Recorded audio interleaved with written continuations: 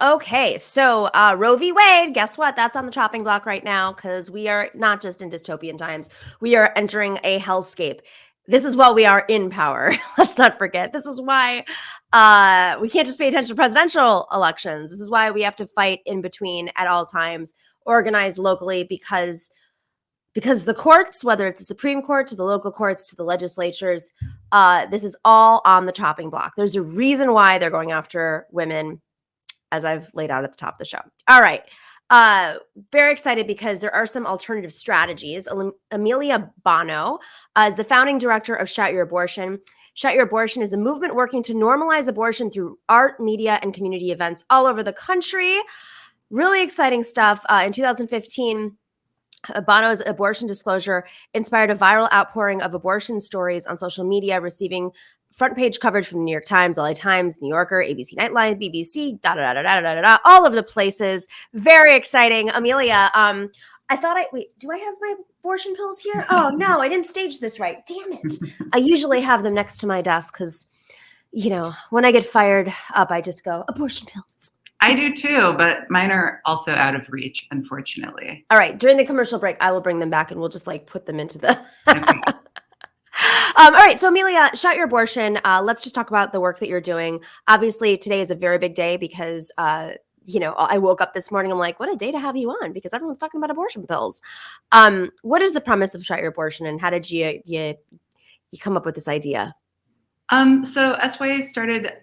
Well, I guess backing up, I had an abortion in 2014. I live in Seattle, Washington, and my experience was, it was great, honestly. I felt really uncomplicated about my decision. It wasn't even a decision, really. It was like, I'm pregnant.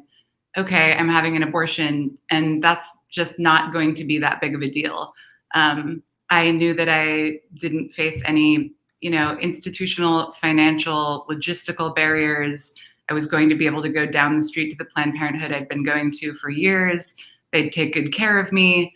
And I knew that folks in my life were pro-choice and that I was going to be able to just process my experience if I wanted to, and that I probably was going to want to. So fast forward a year later was when a bunch of domestic terrorists led by a man named David Daleiden had put together just some completely batshit propaganda, making it look like Planned Parenthood was selling baby brains on the black market. And Republicans were able to leverage this total insanity to mount their first effort to defund Planned Parenthood. And Democrats, shockingly, were completely feckless in that moment. The party line was sort of they don't do that much abortion, instead of, that's nuts. That's not what abortion is. Abortion is actually a profoundly good thing and necessary thing in society. And let's talk about why that is. But there was just sort of silence on the left, and that was super upsetting to me.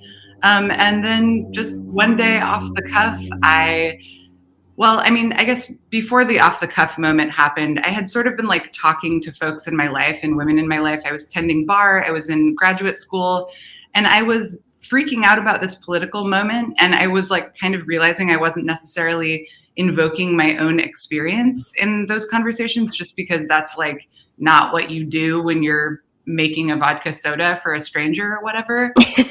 Well, not what you do, but yeah, well, it wasn't then, but I just sort of realized that I wasn't feeling ashamed, and my silence was sort of just a form of complicity to this just big, vague abortion stigma that Republicans had created and Democrats had done nothing to, address.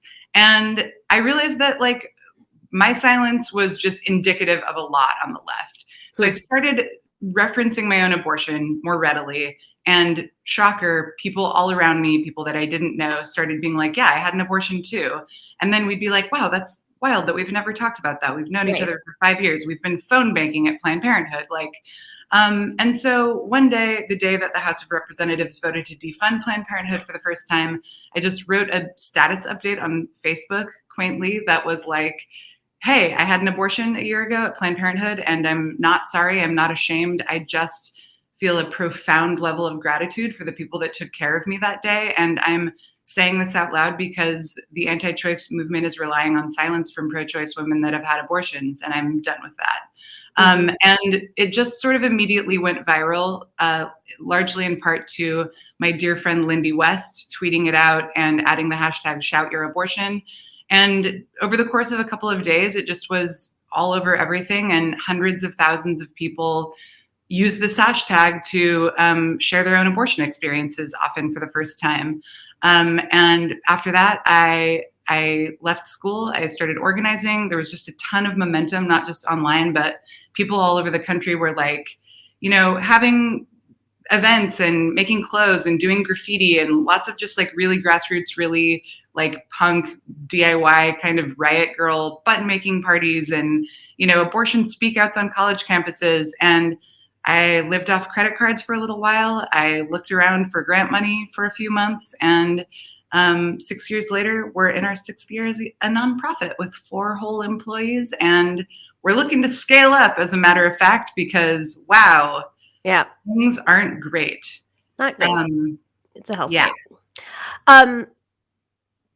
So I start off the show tying the attack on women to the far right and their strategy, and I don't know why we have to like you're talking about how we have to explain abortion, but I am shocked that I still have to say, like, it's not about the babies for them. It's not. Yeah. That's code for controlling women and not allowing them to make their own decisions. And I want to tie this into the abortion aspect, which, and if I have had an abortion too, I will say it, and I personally understand why some women don't, for a lot of reasons. There's trauma, there's lots of other stuff that happens. But the number one, and I'm so glad this is being shared online, like the last couple of days, there's like a meme about this. Reasons why women get abortions. The majority of women get abortions because they can't afford to have the child. So you want to empower a woman and give them independence. And sometimes they're in relationships with men that are not. There's just lots of things. There's lots of reasons why. But it's not because they want to kill babies or put them in a baby, whatever the thing is. And the fact that we're even going in on that path of defending, like you said, like Democrats are like, that's not true. How many times I've gone onto like a cable news show where I have to sit there and explain, like, okay, Margaret Sanger was a eugenicist. Why am I talking about this? It doesn't matter. You want to control us, and you don't want us to be economically independent because you want a free slave in your house producing babies and more people to put your stupid white supremacy continuation in the world, right? It's I mean, this is a much larger. Is that Heidi? I think I know that person on screen right now. It's a much larger. It's part of a much larger strategy, of course, to keep white men in power, and they just are, check mark, check mark, check mark. And the more we're fighting over things that we won 30, 40 years ago, the further behind we're going to be, especially after a pandemic where, majority of folks that were affected were women. All of the folks that were affected by the pandemic were women. So, Right. You're right now with abortion pills, right? Tell us what the strategy is and what's happening with abortion pills. Yeah. So, abortion pills have been on the market in the States since 2000. They were developed, I believe, in France, and they were discovered to be an abortifacient in South America, primarily in Brazil, where abortion was illegal or very heavily regulated. And women realized that, this ulcer medication is causing me to miscarry. So they started hoarding it and keeping it and, passing it amongst people who needed it and creating quiet networks to help people have abortions. And I think that that's really interesting because, medicine and, pharma did not invent abortion pills for us because they want us to have them. Women figured this out, and then the need was there and they decided to make money, thankfully. But so the drugs have been on the market in the States since 2000. There have always been really, really stringent regulations on especially the first of the 2 drugs, which is mifepristone. having an abortion with medication is a process where you first take the first drug, mifepristone, and then 24 to 48 hours you take 4 of the second drug, which is misoprostol. You can have an abortion with only the misoprostol, which is like done widely all over the world, and it's actually equally safe and effective, but it takes a little more time and a little bit more medication and a little bit more sort of like judgment calls from the person about dosing and stuff. So the mifepristone makes it significantly easier. And so this cocktail, also known as RU46, came on the market in 2000, but it was regulated. So it was regulated like in a category, you know, much more aggressively than like really hardcore opiates or other meds that Shocker. I can't wait for that movie to come out. Yeah, right. It was regulated like they're super safe drugs. It's like very, very, very rare to have any medical counterindication. And the regulations, like, as we know, are entirely cultural. They're just about making it more difficult for people to access. And the biggest one is that a person would have to go to a doctor who is licensed to perform abortion in order to pick up this prescription. Even though you would just take the one mifepristone at the clinic, and then you would go home, and the second pill, which is the one that actually causes you to cramp out whatever is in your uterus, is the one that you would take at home. And so like the abortion takes place at home. So it's just not, it's like an entirely cultural regulation. There's no medical reason for it. And this came to a head a couple of years ago, or in the very beginning of the pandemic. The FDA was like, okay, we can't actually ask people to travel in the midst of a pandemic just to pick up this drug when there's no medical reason to justify that risk. So they started to consider reevaluating the REMS, which is the Risk Evaluation Mitigation Strategy. It's this program that this drug is under that very, very few drugs are under. And yesterday, the FDA announced that they were actually going to roll back a number of the REMS, primarily the most important being this in-person dispensing requirement. So what this means is that in blue states, people will now be able to get abortion pills by mail. And also, people will be able to get abortion pills by mail, no matter what these courts decide. Because the other thing that happened during the pandemic was that just groups sprung up and got their service provision dialed in, and activist groups and like medical organizations dialed in their service delivery so that people just started doing telemedicine before it was technically allowed. Right. Because it was kind of like a look the other way thing until the FDA announced this decision yesterday. So now like these systems are there. And primarily in terms of like what to do in red states, there's an incredible woman named Rebecca Gompertz, who's a Dutch doctor out of Amsterdam. And she runs an organization called Aid Access that has been prescribing in the States since 2018. And she has made it very clear that she will never, ever stop sending drugs into red states, no matter what the court decides. The FDA tried to get her to stop doing so, and she actually sued the FDA and won. She like does not care. And awesome. So if you order pills in a red state through Aid Access, it will take a couple of weeks, but it will be shipped from India, and there's your abortion right there in the mailbox. So I have a question for you. Is there, I imagine, you know, there's like limitations to this pill. Like how far along can you be up until, you know, what is right? So in the US, it's prescribed up until 10 or like sometimes 11 weeks. The WHO guidelines go up to 12 weeks. The drugs work into the second trimester.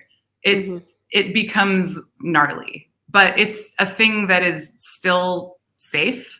Yeah. It's still effective, and it's widely done all over the world in desperate situations. Right. And ultimately, like that will be a thing that happens in the States now, because there's no doubt that this court is going to torture Roe versus Wade, and that 6 months from now we're going to hear a decision that results in abortion being banned or regulated out of existence immediately in 11 states with 14 other states to follow it within the next 6 months. Or, if it's just that they dismantle Roe without straight up overturning it, it will take a little bit longer, but it's the same result. Abortion is going to be banned in half the states in the next couple of years.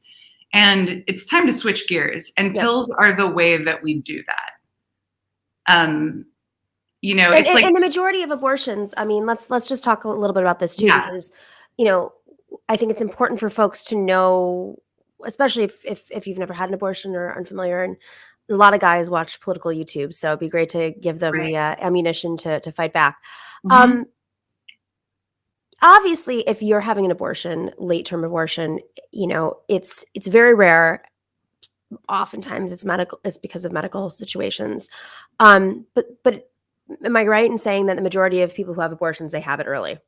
Yeah, absolutely. So one thing is that the movement has pushed away from saying late term, because it comes from a medical term, and the intent is, it's like an anti propaganda term that essentially is meant to evoke a full term of pregnancy. Right. So what we say is abortion later in pregnancy, which generally refers to second and third try. Okay. Third trimester abortion in the United States is negligible, and the circumstances are so extreme and so heartbreaking on so many levels that it's just it's unfathomably inhumane. I mean, forcing anyone to continue any pregnancy is unfathomably humane, but third trimester cases are really beyond comprehension.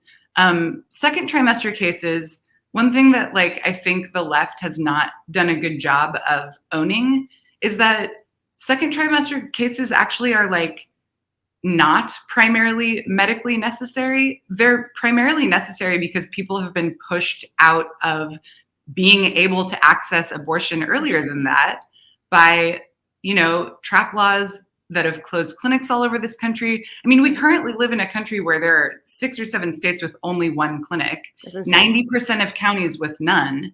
And, the Hyde Amendment passed in 1976, a few years after Roe, making it so that people can't use Medicaid to pay for abortion. So this right has never been a right. It's been a commodity. It's been a pay to play. Yes, you can have your freedom if you can buy it. And plenty of folks can't. Abortion has been out of reach for poor and working class people, primarily people of color, all along. Roe has never, ever ensured access in this country. And that's another incredible thing about the pills. Even if we were not going to experience some of the most catastrophic regression that this country has ever seen and repeal this 50-year-old constitutional right, and in spite of 77% of Americans supporting Roe versus Wade in this insane example of minority rule, even if that wasn't happening, we need abortion pills in order to level the playing field in terms of access. And another thing that makes me really excited about pills in this moment is that when you think about what it was like to have your abortion, or when people think about this, most people are yeah, it wasn't a great situation. I was not excited about having an unwanted pregnancy. I had to figure out how to deal with that. I had to find some money. I had to take some time off work. I had to maybe walk through a throng of screaming protesters. And I had to probably sit with the feeling that this wasn't something I was supposed to talk about, and knowing that I would be stigmatized if I did, or judged even by people on your own side, or people who say that they're pro-choice, justifying your decision. Were you on birth control? Could you have gone through with the pregnancy? Any of that bullshit. And ultimately all of that is a byproduct of this cultural noise. And so much, I'm really curious to see what happens when people can just get something in the mail and privately end a pregnancy that they don't want to continue. And now Aid Access is even doing advanced provision, which means they'll prescribe you abortion pills even if you're not pregnant. You can just go request pills to have around the house. And that is going to just completely resituate abortion in society. And all of this is a change that the right cannot reverse. Like, they can't put this back in the bag. It doesn't matter what any court or the FDA ever decides. We're having abortions, we're using pills, we're never going to stop. We're going to dial in systems of getting people the care that they need. And I think also that talking about things in that way, as opposed to we're going to fight for our rights, is the new front of activism in this country, of abortion activism. I reject the idea that any court could have ever told me not to end my pregnancy. 100%. And it's goes without saying, but we have to say it. This is only going to make having the pills is a way of providing safer abortions so that more women are not at risk. No matter what happens with Roe v. Wade, because there are so many states that have such limitations on any reproductive health, not just abortion, but any reproductive health. Right. It's very, very, it's a good solution. So that we're not in a situation where people are dying on the way driving to another state because they have an ectopic pregnancy, or, this is the whole range from being underage and not wanting to have a child, to ectopic pregnancy, to having 4 kids and not wanting to have another, and not, whatever. It doesn't matter. It is up to the woman to decide, because she has a right not just to decide what she does with her body. That is a very independent kind of like libertarian-esque way of thinking of things. She has a right to know what she wants to do with her life. If you think having kids is not impacting every single aspect of somebody's life, that is what this is about from the conservative mindset. Yeah, absolutely. I mean, like, and going back to something you said earlier, like, there is no meaningful project to end abortion in this country. There is simply an effort to decide who gets to have them. That's right. Because these lawmakers know that their wives and mistresses and teen daughters will always have access to safe abortion, and that they will. Like, every clinic, if you talk to anyone who works in an abortion clinic, they'll tell you that they give abortions to people who identify as pro-life, who've been protesting their clinics like all day. This is a thing. Like, the anti-choice movement is built on this insane lie that, like, this country doesn't run on abortion. This whole country, across class, demographic, faith background, urban, rural, everybody's having abortions. It's just like, we can't build functional societies without controlling our reproduction. And the right has realized that like them being able to decide who does is a crucial front in class and racial warfare. And meanwhile, the left has been like, this seems complicated to address, and they've just kicked that can down the road for so long that now, like, we are descending into the 7th circle of hell. Yeah. And honestly, I'm more angry at the Democrats half the time than I am Republicans. This morning, as a matter of fact, I woke up to a New York Times story that the Republicans are about to take back the Virginia House a month from now. And Virginia Democrats were working on an effort to, like, enshrine abortion protections into their state constitution. But then they were like, it's Christmas time and the majority leader is in Hawaii, so we're going to have to pass. And so I just want to say that, like, Democrats' failure to mount any formidable resistance to this, like, slow slide by the Republicans to erase, women's and people's right to bodily autonomy has been completely enabled by Democrats that, like, have, like, this is a, like, canonical history books level failure on their part. Well, I mean, going back to the point of who's going to defeat these right-wing people, it's not going to be people who are going and taking vacations to Hawaii, who, again, if they are personally affected, they're going to be able to afford an abortion. But if you're sitting there saying to yourself, I'm a working person who was elected to the slate, and I'm the speaker, of the House, who's not going on a vacation to Hawaii on whatever they're making a year. This is why it's Democrats have to stop supporting people who respond to pollsters and their solution. Like, I mean, the Hyde Amendment is a perfect example. In Virginia, Tim Kaine was notorious for this. When 77% of Americans, support Roe v. Wade, this is not a wedge issue. This is not something you say, well, I have to win in my conservative district. You don't, actually. The fact that the Pope can come out and say, well, actually, remember when we talked about abortions? It turns out, like, we're kind of full of shit. The Pope is saying that. Yeah. And Democrats don't feel the political pressure adequately because of people's silence on the issue. And, this is not a women's issue. I think this issue being siloed into this little realm of identity is in part what's helped us lose. We need every single person who cares about economic justice, racial justice, yes, gender parity, people having equal access to freedom and their own right to life. Like, if I am forced to continue a pregnancy, I have lost my right to life. 1,000,000%. And if we don't hear people mounting, a real, just learning to talk about why they refuse to live in a country without abortion access, and people who are not just women. I mean, better than anyone being surrounded by male commentators, how often do you hear dudes on the left just talking about, hey guys, this abortion thing's looking really bad? I saw a lot of people online on Twitter, sort of finally diving into that the day after opening arguments in Dobbs, where a bunch of dude pundits were dropping into the chat and being like, guys, this is bad. And oh, cool. Yeah, now that you have something to opine about. But yeah, we need everybody to talk about it. It doesn't have to be personal or scary. It's a human rights issue. It's a class issue. It's there are so many ways into it that aren't about sex and women's decisions. You don't have to talk about any of that shit. Just talk about how the world is unlivable without abortion, and you refuse 100%. To tolerate that. And it is a human rights issue. I can't say that. And we should be thinking about that. We can't. It's not an electoral issue. This is something that we have manufactured in our country.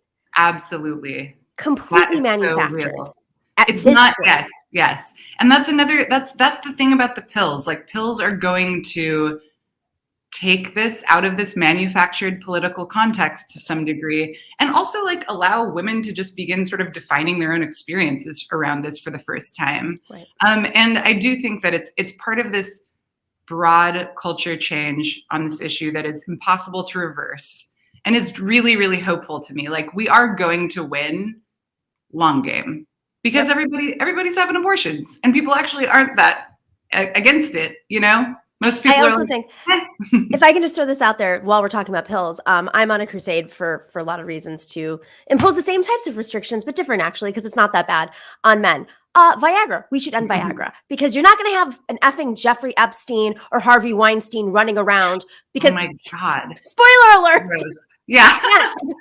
They're not going to actually physically be able to do that anymore. Yeah. Viagra is actually significantly more dangerous than abortion pills. Oh, it is, isn't it? Right? Yeah. Lots of heart attacks. Abortion pills, real safe. Yep. It's also dangerous for women. Also. I agree. Amelia, thank you for your work. Go check out. We have all the website up there. Support Shut Your Abortion. You can support in so many different ways, and this has been extremely informative. And if you're a bruh watching this, share this with the other bros. We need you.